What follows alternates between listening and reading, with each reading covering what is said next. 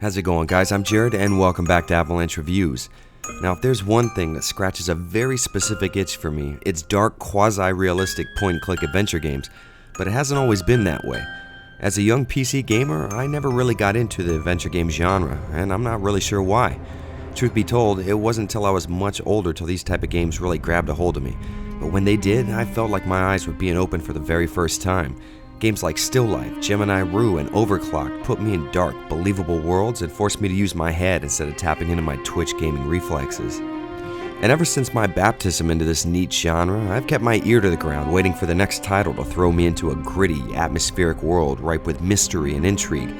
Well, I'm happy to say my days of patiently biding my time are through, or at least they will be soon. So let's start from the beginning. This is Stasis, and it's proud to proclaim itself as a 2D isometric horror adventure game. And rightly so, coming hot off the heels of a Kickstarter campaign that blew past its intended goal by a whopping 32 grand, this labor of love is shaping up to be one damn creepy experience. Now before we start, I want to point out that this is a very early demo of the game's alpha build, and I want you to know that not to excuse any problems, but so you can marvel at how amazing this game looks at such an early stage in development.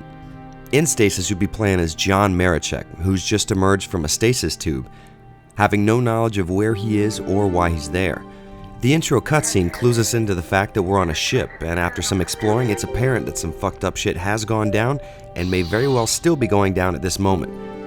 Upon further exploration, you'll notice Stasis sports some seriously well-crafted environments. Now, I don't think it's necessary for me to get into another rant on this subject, so suffice it to say, I really appreciate the use of pre-rendered backgrounds here.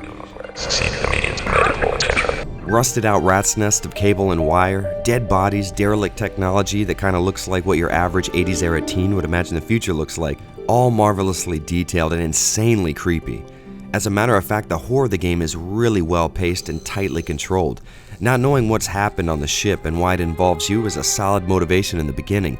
But as you come across the scattered data logs of the ship's working crew, you start to question whether or not you want to figure things out. Cloning, experimenting on children, and kidnappings are all fair game here, so consider this an early warning. Moving around is controlled with the mouse, as you would expect for this type of game, but I hope you're not used to that adventure game cliche of clicking on your environment to find clues and explanations, because Stasis only requires you to hover your mouse cursor over an object to receive some of the most dark and interesting descriptions you've ever read. Seriously, I had a blast just reading through some of this stuff while imagining Max Payne narrating it in my head. Inside a glass tube, a corpse hangs like a grotesque puppet, tangled in the pipes and wires that once provided life. Now, little more than a lifeless husk. Unlike most adventure games, Stasis sticks to a pretty logical methodology when it comes to finding items and advancing the story. Now, I know some of you may be used to finding a way of combining a slingshot and a penguin to finally get that pair of shoes off a power line, but things are a little more grounded here, and maybe a little more twisted too. At one point I needed a fingerprint of someone with high security clearance to get past the door, and at this point I assumed they'd finally introduce me to a character other than myself. But I was way off. Like anything good in life, the Stasis demo is fleeting. I was able to power through it in about 2 hours, but those 2 hours went a long way in getting me psyched for the final product. But this experience was not without its flaws. Well, flawed, to tell the truth. Throughout the whole demo, the only thing that didn't click for me was the movement in certain areas. When walking to or away from an automatic door, your character's animation freezes and you're forced to click on your desired destination again. This can get really annoying in rooms filled with these type of doors, but in reality, this was a small issue. I assume the fact that this is such an early form of the game means the creators will notice this and make some changes. But from what I've seen here, Stasis is poised to take the point-and-click adventure game genre by storm. With its amazingly atmospheric environments and its bleak and twisted setting, Stasis is a culmination of the great adventure games that brought me into this genre, and seems to be shaping up to be one damn fine scare.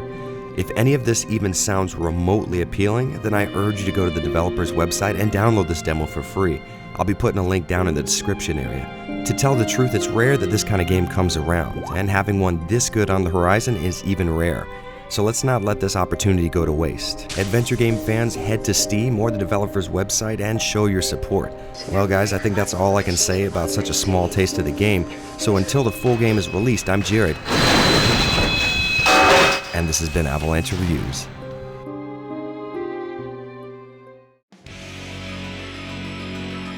Well guys, thanks for watching another video, and just to let you know, I find out about projects like these because of you guys.